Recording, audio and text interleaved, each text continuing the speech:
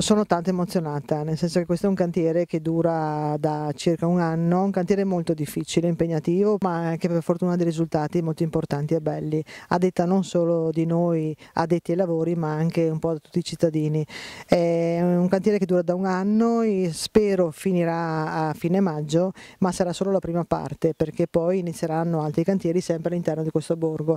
La scommessa era non cambiare i connotati di questo borgo, perché deve comunque restare un borgo rurale, pur restaurato, pur rimesso a posto, ma non comunque un borgo che potesse sembrare un borgo nuovo. Siamo riusciti, e qui ringrazio anche tutti i dipendenti delle ditte che hanno lavorato, perché era una scommessa molto ardua e per fortuna insomma i risultati ci danno ragione.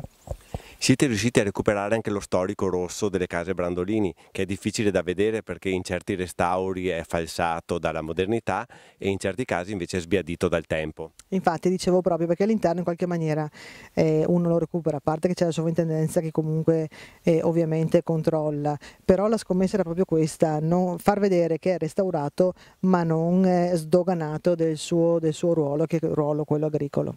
Con la Proloco, che voi sapete è in sinergia con il Comune per tutto il discorso, e devo ringraziare ovviamente anche i privati con l'Art Bonus che ci hanno dato quella percentuale di cofinanziamento che altrimenti non ci avrebbe permesso comunque quantomeno il primo stralcio.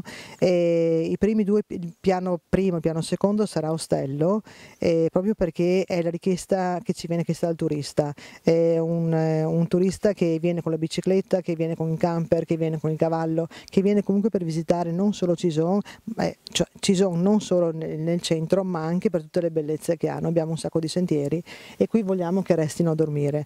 È un ostello comunque che ha grosse pretese, nel senso che non è un ostello a 4 leoni, che vorrebbe dire il massimo delle stelle per un albergo, perché le camere hanno il bagno e quindi si presenta già bene. Ci presentiamo bene perché vogliamo anche un turismo di alto livello.